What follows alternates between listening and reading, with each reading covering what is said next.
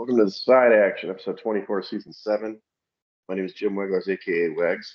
You can follow me at Wegspool on X and on Instagram. And I'm Coop. You can check me on Instagram at Dalton Cooper, on X at Mr. Grumpy Gills. Again, we are the Side Action Podcast. Don't forget to check us out on TikTok. It's Jim's child, other than his actual child.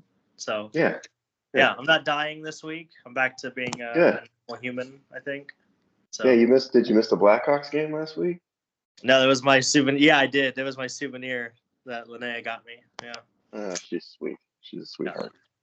Yeah. Oh. I thought she was with a friend. I figured, it's a stand-in.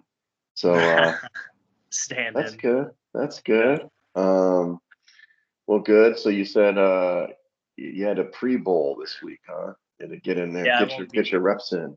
Yeah, I won't be there Tuesday night, so I had to. We got to get it done early. Early and often.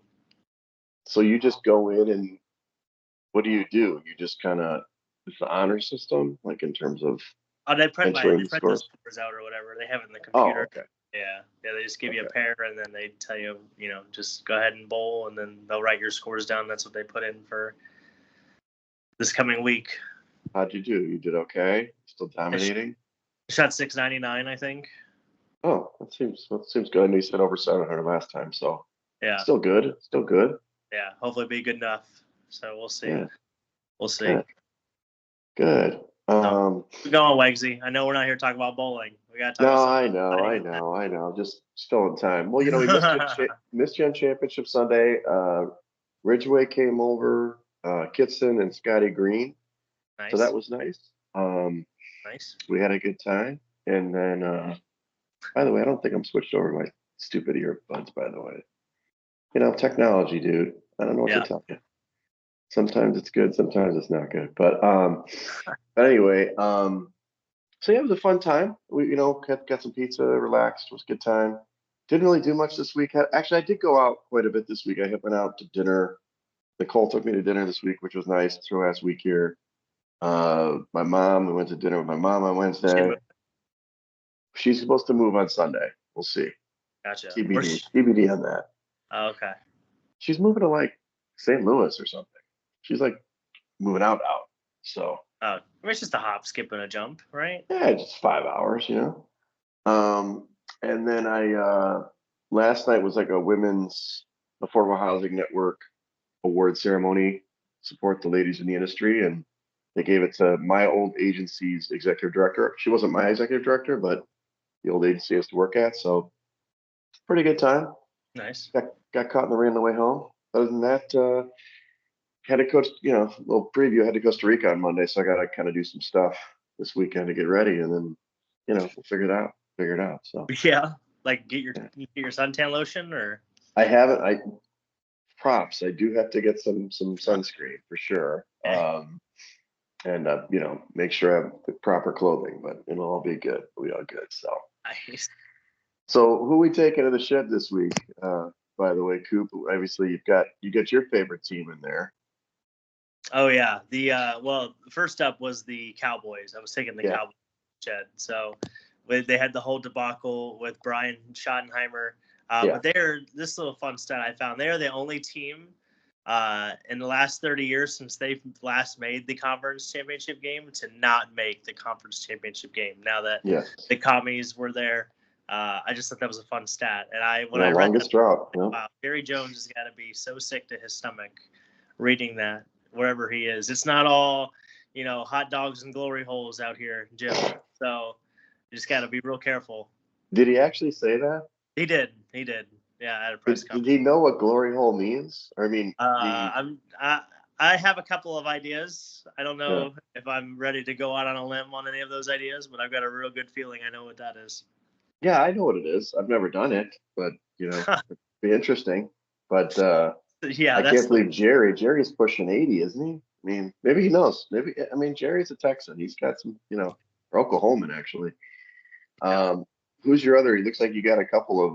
The commies themselves, especially their defense. They gave up seven rushing touchdowns in the conference championship game, which is the most in NFL history. The game's been around for quite a while, so to have a record like that, come across your defense, never a good look. So they're going to the shed, Yeah. and then putting Justin Tucker in the shed. He's had a hell of a season. He's about to have a hell of an off season. We might have a Deshaun Watson situation on our hands again. I saw that. But yeah, he's definitely in the shed. See you later. So it's a rub no tug. He's supposed to say, but apparently he didn't. What are you gonna do? Maybe that's why he was off this year. A little off in the kicking. Too full. Yeah. Well, I'm taking Joe Brady, the offensive coordinator of the Bills, to the shed. First half, what the hell were you doing? I don't know what the hell they were doing. We knew it. We talked about it. You got to beat the Chiefs on the ground. Second half, they ran the ball effectively, get James Cook the ball. First half, what are you doing? They're not doing anything. They're just trying to throw the ball every time. I mean, this is playing into the Chiefs' hands. So, Joe, I mean, I don't know what you're thinking. You did not look at the scouting report. You didn't see that Joe Mixon dominated this team the week before, and then all of a sudden you made the adjustment. Is that good coaching? I don't know. I knew it was supposed to be the game plan going in. So, Joe, get in the shed. Get in there with, Justin and the gang and reassess your life. And then to your point, I know you have the rush defense. I also had cornerback Marshawn Lattimore of the Commanders. I know you got a tough guy attitude. Everybody thinks you the way you play the game.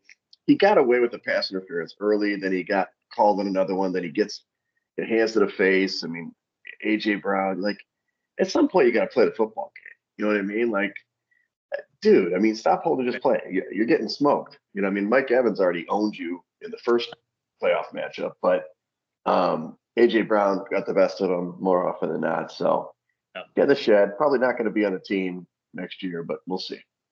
See you later. Yeah.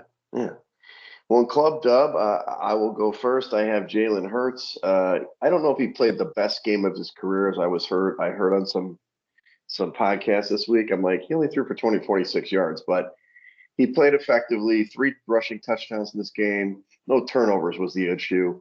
I still think he held the ball a little too long on some plays, but he played well. He hadn't broken 131 yards in the first 2 playoff games.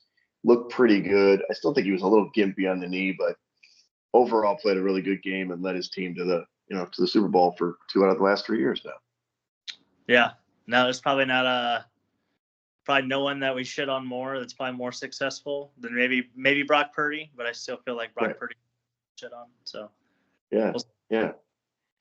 And then for Kansas City, I went with Xavier Worthy. I was a week late on this guy, or a week early. I'm sorry, a week early. He was late for me.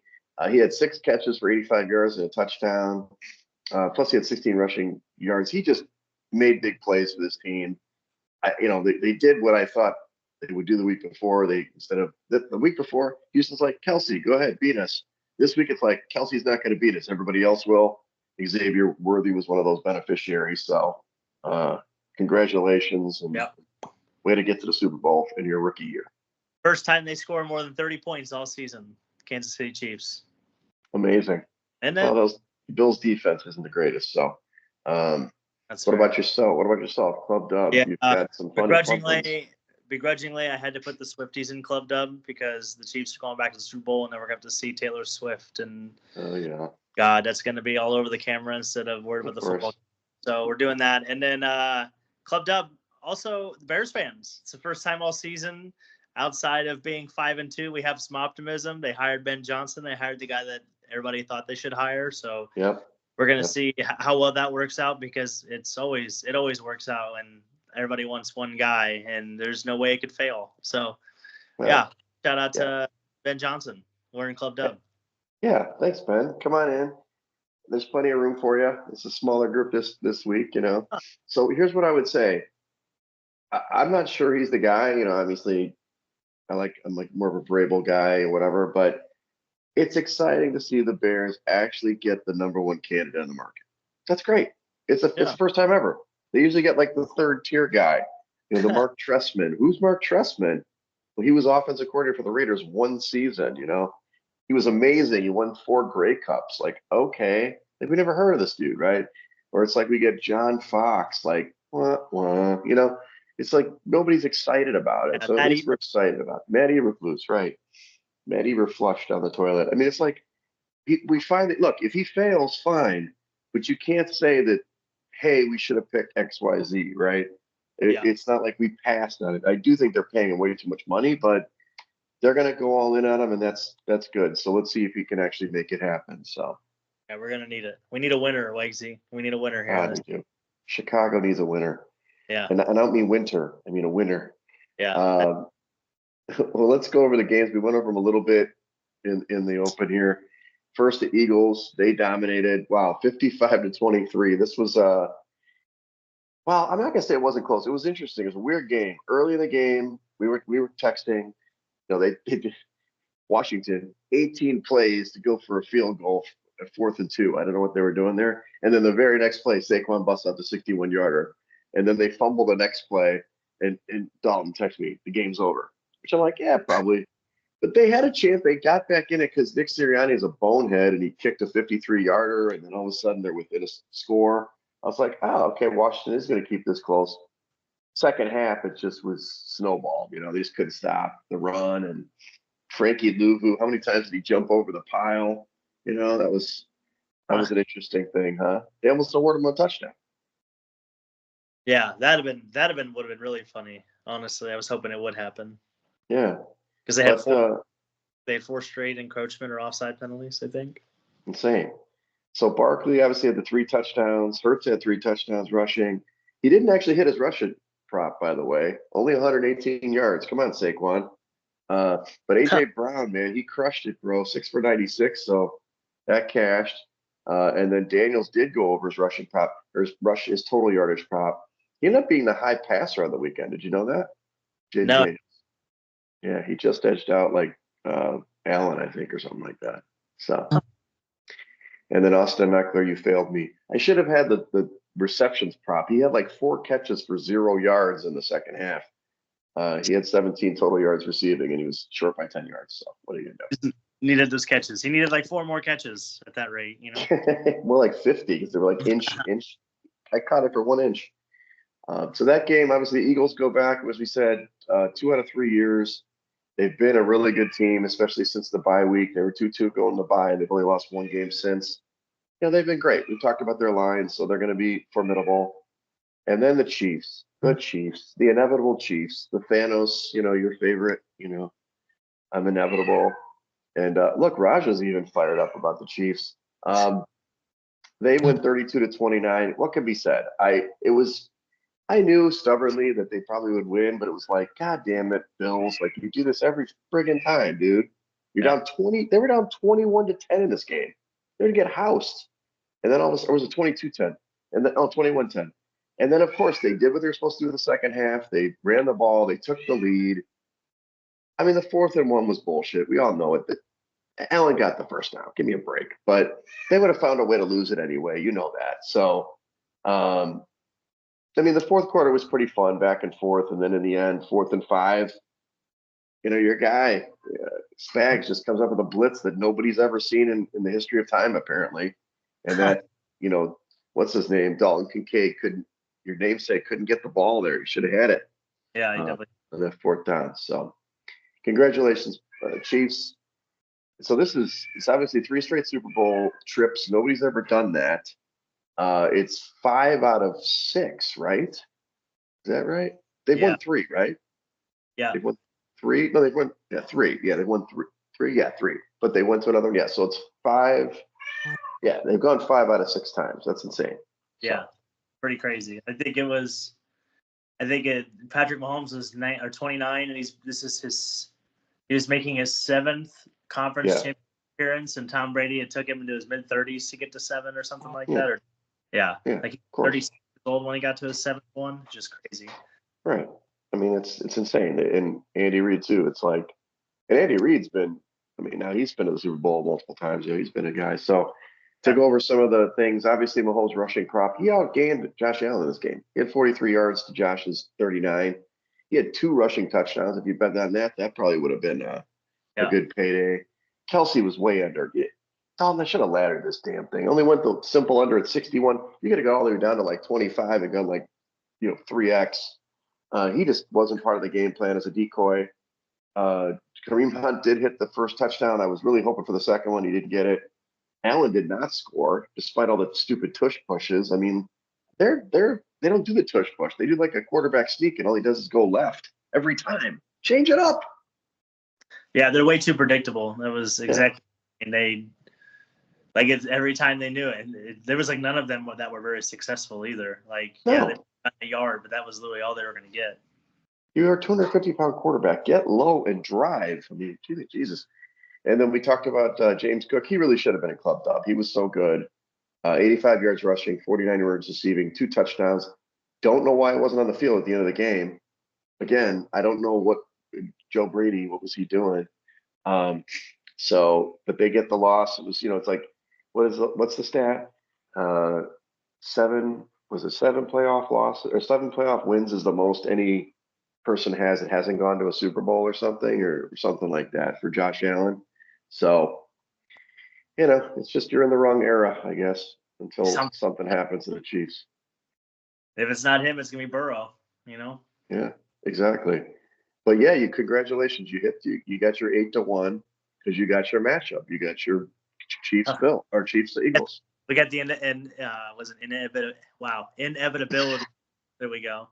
That's right. Oh, yeah, shout out to that. It was plus 950, so that works out. A little bit of jump. Yeah. Yeah, and if you look at 950, even better.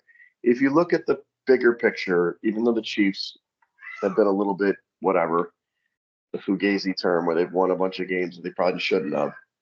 You take out the game against the Broncos where they, sat the starters.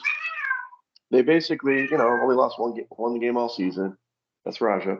And then the Eagles have basically they've been the 2 best teams since week 5, right? So Detroit had a really good year, but these 2 teams it's a collision course. So here we go. So the Super Bowl, I didn't update these numbers, by the way. Sorry, Dalton, I'm working too much this week.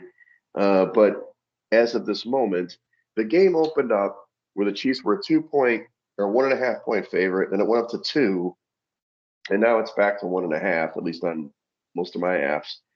And then the money line is Chiefs minus 130 right now. It's interesting. It was 127 earlier this week, and then it's Eagles plus 107. So it's one of those games. It's kind of a coin flip game, although now Chiefs obviously the favorite. And then the total is at 49. It opened up at 49.5. It's come down slightly. And this game obviously isn't going to be played till the 9th, so it's a little bit of a week to talk about it. What are your initial thoughts on the game?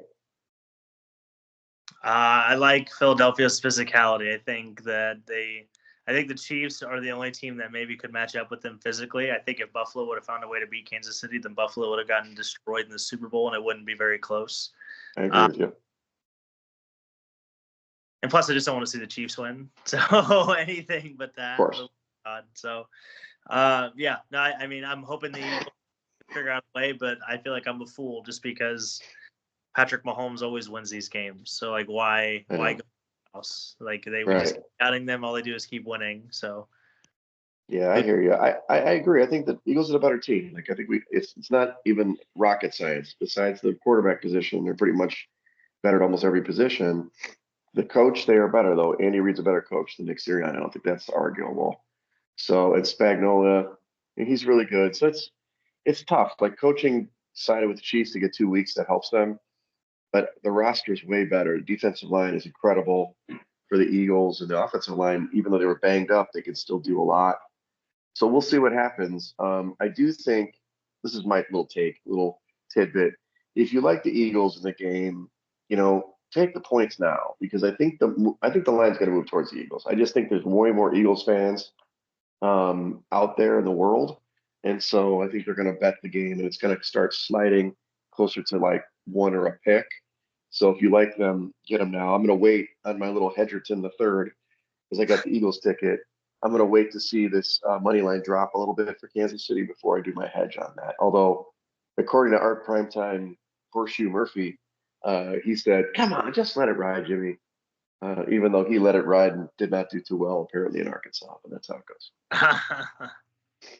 goes. Some things I like in this one. I like Barkley's receiving yards over. I think that, look, nobody's been able to stop this run game. I don't know his rushing prop. I should know that. Let's look at it. Barkley's rushing prop right now is about, it's actually lower than I thought. It's 111 yard, 111 and a half is kind of the middle line. I think that the Chiefs are going to try to find a way to stop him, right? They got to try to stop him, but you can use him in the passing game. So I think he'd be great. Just little players like they were doing a Cook who was dominating. And I do like Hurts rushing yards over too, because I think that's going to be part of his game. He's going to be a little more healthy. Now, granted, his number is 37 and a half. We already know Patrick Mahomes, who's at up to 27 and a half now. He's almost a given for that because he always gets those yards. But those are kind of some of the props I'm looking at right now. Yeah, I like purple Gatorade for the Chiefs, by the way. Ooh, this just in. Yeah, purple Gatorade. This one. Keep an eye out for it. Okay. Is that because when they win, they always use purple? Because they win, they get purple. They use purple Gatorade. Purple Gatorade. It's a good one. Good tip. Okay. Well, we'll cover more Super Bowl props and stuff, I guess, next week. We'll figure out when we tape next week with you in Ohio and me out of the country. We'll figure it out. But I did want to talk about college basketball, another love here. And, I did a bunch of information here. I'm sure you had so much time to review it, but we'll go kind of conference by conference here and general topics. I haven't watched a ton of basketball, but I've been catching up the last couple of weeks. And then we kind of can talk. You don't have to do predictions. I already got some futures in. But generally speaking, what I've heard anyway is the scoring is way up in college. It's kind of fun. I guess apparently the last 2 years there's been an uptrend in scoring, so teams are scoring more points. So you'll see totals higher than in years past. You might be saying, "Oh, that's really too high," but in reality, college teams are shooting the ball better, and there's a little less. It's more like the NBA, freedom of movement. So you're getting a lot of points scored. And the SEC this year is crazy stacked. It's kind of like what the Big 12 used to be. There's 10 out of the top 25 teams are in the SEC alone, and 4 of the top 10. So Auburn comes in as the number 1 ranked team. They are 5-1. They're the short shot to win the title. They're 19-1 on the year. I always, for new listeners, I reference this website called kenpom.com. It's Ken Pomeroy. He does all these metrics for basketball. I follow him religiously, especially on the offensive, defensive metrics, because there's kind of a formula. We'll talk about that close to the tournament, that if your team is within the certain ranks in both offensive and defense, and you have a coach that's made it to the Sweet 16, you have a chance to win the title and especially get to the Final Four. So Auburn is one of those teams for sure. They're a great team, plus 500. Bruce Pearl, he's something. So have you got to see these guys play at all? Have you I've seen a little bit. Ironically enough, I think I saw them when they're 1 loss. Oh wow, nice. But yeah, they're really good. Bruce Pearl is obviously they shoot a lot of threes. They make a lot of threes. They can get you, if they get going downhill in a hurry, you're in trouble. Exactly. Also in that same state, Alabama is really good. They're plus 1,400 to win the title, 18-3. They're 4th ranked, 7th in Ken Pom. Marcus Sears is their backcourt guy, and I saw them play the other night. They were down there at Mississippi State, which was really good this year. Didn't matter. They just were draining threes at a record pace, and he makes all the right plays. This guy, and Nate Oates is their coach. Actually benched him the game before in the second half because I guess he wasn't passing the ball or something. So, there is some control going on in there. Congratulations. But Alabama's still back, and they obviously were in the Final Four last year, so they're really good. Yeah, Coach Oates will have them right. And then Florida's been kind of surprising. They're plus 1,700 to win at 18-2. They've been much better than years past. I've always loved Florida, obviously Noah years and all that kind of stuff, Al Horford years. But they've kind of had a dip. But this team, they got all the right moves for the transfers, so they've been really good, and they're in the top 5, top 4 in Ken Pom, so they're really good. Tennessee plus 1,700 to win the title. Kentucky, of course, Cal's gone now. They're plus 2,000 to win the title. They've got Mark Pope, who used to be BYU's coach, and they're handling their business in the SEC. Although they started off going into the SEC playing great, and of course, it's just a buzzsaw through this league. And I'm not even listing the other 5 teams. I'm just listing the top 5. This is just insane in this league. Yeah. No, hell, even Vanderbilt's in the top 5 or top 25. Yeah.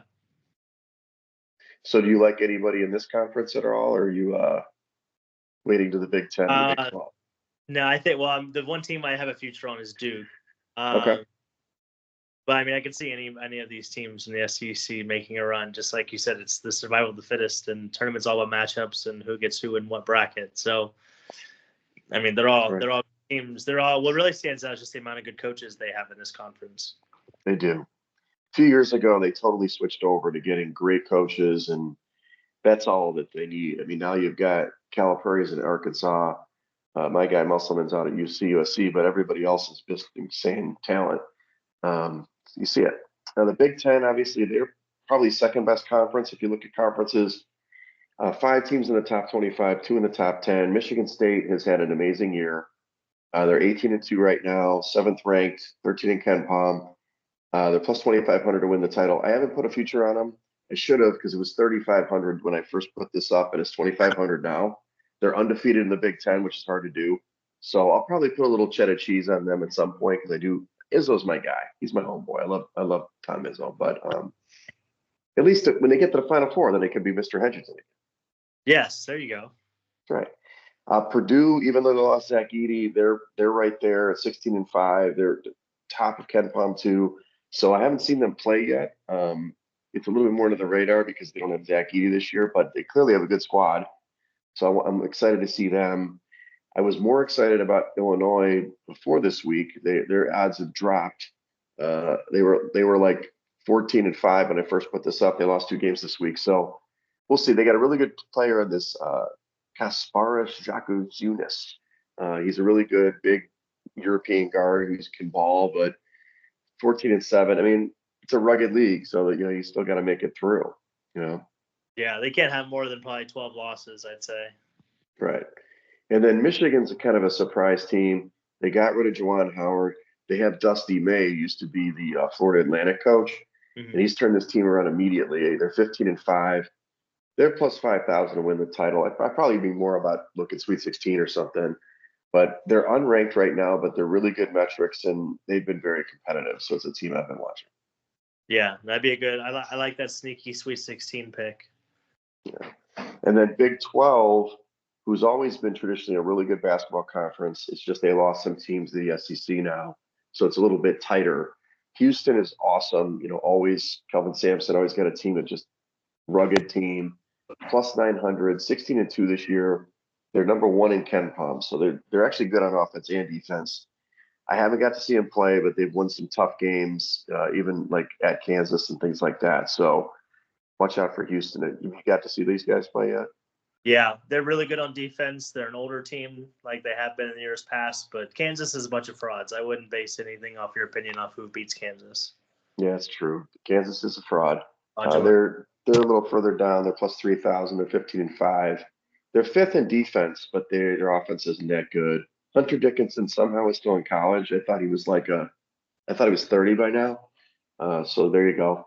But Iowa State's a good team. They're plus 1,100 to win the title, 17-3. You think they're a fraud too?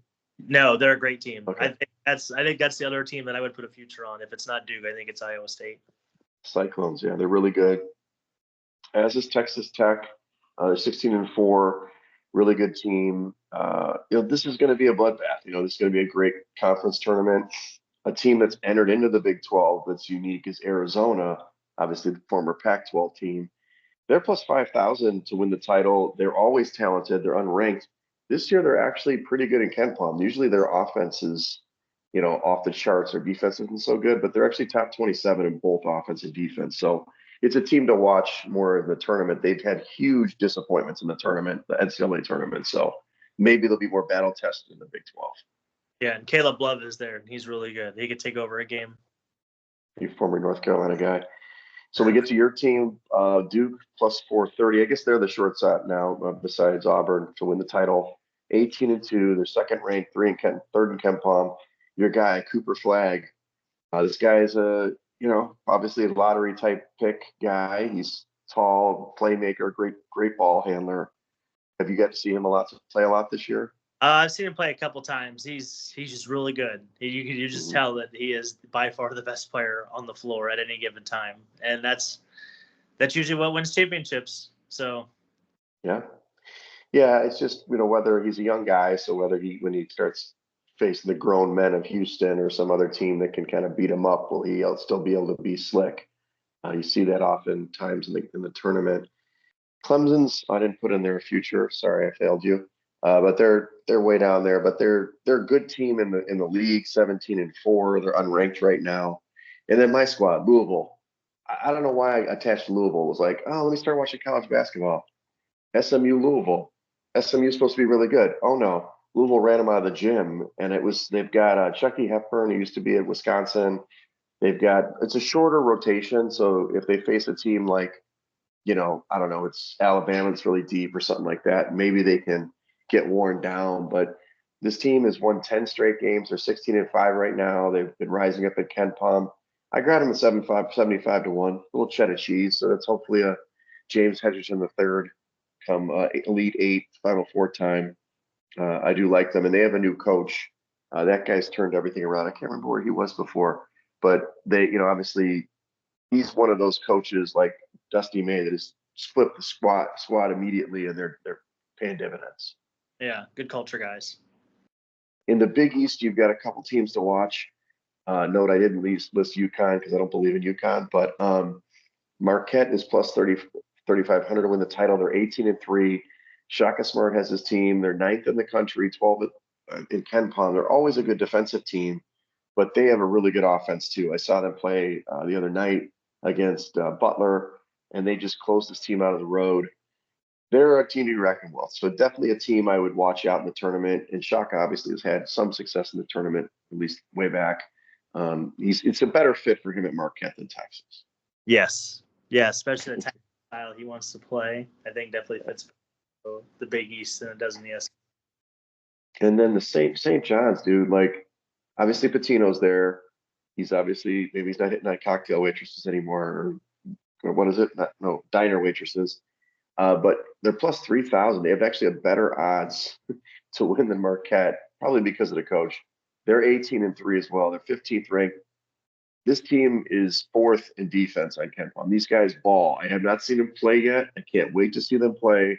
They're definitely a team I'm interested to watch down the stretch, not just in the Big East, but in the tournament. Yeah, we'll see what happens in the story. The storylines are going to be crazy going into the tournament. I can only imagine, and I think that might be a big factor for this team. Yeah, I think there's definitely not one dominant team. Like I said, I didn't list UConn. They're in the top 25. I mentioned I saw them play in Maui. They have 6 losses. 3 of them came in Maui. They've been okay. They haven't been great, but what I would say is they're still in the mix. Hurley's a pretty good coach. He's not the best coach ever, like he's said to people, but I think they're a little bit of a fraud too. They don't play much defense comparatively, so I don't think they're going to have a chance to repeat this year. That's for sure. Yeah, they might be fraudulent. Yeah, you might be right. There's 4 other teams I want to highlight here in the preview. St. Mary's out of the West Coast Conference. They finally have a chance to kind of get ahead of the Zags this year, or at least it seems that way, even though Ken Palm would tell you different. They're plus 10,000 to win it all, so probably not there, but they're 19-3. They actually face off against the Zags this Saturday, so we'll see who's actually good. The Zags actually lost at Santa Clara this year. I know that Primetime Murphy told us that, but the Zags are plus 4,000 to win it all, which is funny because they're 16-6, so they're definitely not where they've been in the past. But their metrics are great. Their offense is awesome. Like they beat somebody, Oregon State, by 30 points, which they had lost to Oregon State earlier in the year. So their offense, when they're going, is great. They just don't play a lot of defense. So I'm interested in watching that game tomorrow night. It is funny that St. Mary's is probably a better team, and they have much longer odds than the Zags, which is kind of interesting. It's good value. It is. Utah State is plus 15,000. They're 19-2. They're unranked, but they're the best team in the Mountain West. Who obviously that's Colorado State's my team, but they had 5 teams get in the tournament last year. I think it's going to be only 2 or 3 this year. But Utah State's one of those squads you got to watch. They play this interesting zone, which most teams around the country are playing man-to-man. So it's just a different type of thing, like you've seen at Syracuse in the past. So I think that they're definitely going to be a different style that people may not be ready for come tournament time. And then lastly, Memphis, Anthony Hardaway's team, plus 8,500. These guys have pros on their team, but they play in kind of a weak league in the American Athletic now. They're 17-4. They definitely, I'm not saying they wouldn't make the tournament if they don't win the league, but it's one of those situations where, I don't know, they could be a team that's really good. Like last year, I lost to them on, the first week or something. They should have beat somebody that they should have. But they are in the top 25, but they're not as good in Ken Palm. So it's one of those teams I would watch. You get them in a tricky like 6-11 matchup or 5-12. They're a team that could be knocked off. But I'm curious to see how these guys play because they have really good talent. Yeah. So it looks like you like Duke. You said you like Marquette. No, who was the other team you liked? Iowa State. Those are my Iowa two. State. Those are the Iowa two State. teams I'm willing to spend money on. The rest of them, I don't trust them. Yeah, I hear you. And it's tough because, like, traditionally you want to pick teams especially like Cinderella dark horse teams like in the SEC that might be a team that's lower tiered than the top teams because they've been playing great teams all year. They get in the tournament, they really mix it up. But that's more for like, long shot for Sweet 16 or Elite Eights versus winning the title. Usually winning the title, it's a blue blood team. So that's why I'm a Michigan State Louisville guy right now. Not that I don't think Duke's going to win it. It's just they're the short shot. That's all. Yeah. Find me a better player than Cooper Flag, and I might put money on it. Yeah.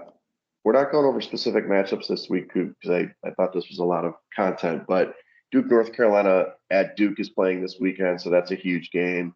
There's also take that future to get better value on it. So yeah, you should take it now, right? Because they're going to beat UNC this weekend, right? I mean, you would likely. think. Yeah, there's some other games in the SEC that every week, like every goddamn day in the SEC is like a huge game. It's just down there, and it just means more. Yeah, exactly. Let's just see. I'm gonna pull this up here. SEC, you got Florida, Tennessee this week. That's a good one. Auburn goes to Ole Miss. So there's good stuff. And then you got Cal is returning to Kentucky this week. Arkansas is playing at Kentucky this week. Obviously a big underdog, but you think he's going to get a warm reception or cold reception when he goes back to Rupp Arena? Oh man, it'd be lukewarm. There'll be a lot of claps, but not. There'll be some. Yeah, there'd be a little claps, not a lot of claps. I gotcha. Yeah. All right. Well, that ends the preview. Next week we'll go over the Super Bowl and then maybe a couple of matchups. In the following week we'll just start pounding matchups after we do the Super Bowl recap. Just kind of pick some spots that we'll have to do kind of implied lines if we look out for, because basically the thing about college lines is they only come out like 24 hours in advance for the most part. You can't really get a line like 3 weeks, like a week in advance, like you would in football, for example. So what are you up to for this weekend, dude? Well, we have a dinner party tonight for one of Linnea's friends' husband, I think. Okay. Yeah, I don't know. So one of her friend groups. So we'll do that, and then trying to think. Tomorrow night, might be bowling a tournament out in Mundelein, right? Mundelein. Okay, Mundelein. I thought you were going to play in that tournament that you liked the volleyball tournament. And that was just you were interested in the volleyball tournament, or maybe I missed that on Facebook or something. I don't think so. Not you. That you might be thinking of somebody else. I don't know. Yeah. Dalton Cooper. Yeah. Mm-hmm. I was gonna say you might be thinking of your other Coop. So. Yeah, sure. Cooper Flag. Yeah, and then I don't know what we're doing Sunday. We'll probably just hang out Sunday, to be honest. But yeah, pretty chill weekend. Hopefully, nothing too crazy. And then Monday I turn on and leave for Columbus. So. Yeah. So is that a pleasure trip or is that work? No, for work. No. Okay. If I ever go to Columbus for pleasure, you should really think about where I value my pleasure, I would say. I've been to Columbus. It's fine. There's some couple dive bars in there I've been to. I mean, it's. You wouldn't go there for pleasure, would you? No, not personally. Yeah. I probably wouldn't go to Ohio for pleasure. I heard Cedar Point is nice. That's in the state, but. Not this time. I gotcha. Okay. Well, I'm gonna tonight meet a friend for dinner, and then tomorrow a little volleyball, No real plans throughout night. So I just texted Art. I'm like, I may head back to Rivers tomorrow, try to win my money back. Hell yeah. Go get And a then win. Sunday. Yeah, Sunday I gotta prep for the trip. I leave at 5:45 in the morning on Monday morning for Nice. my Costa Rica trip. Is Lee taking you to the airport? Oh God, that's what I should do. Hey Lee, can you take me to the airport at 3 in the morning? Yeah. He owes you one, right? He owes me multiple. I know he doesn't listen, but my God, Lee, he did. I got his car back last week, which wasn't bad. He's a funny guy. He's a funny guy. He did try to get. He was trying to rally up the group for Ethiopian food next week when I'm out of town. So, like, sorry, buddy. What can you say?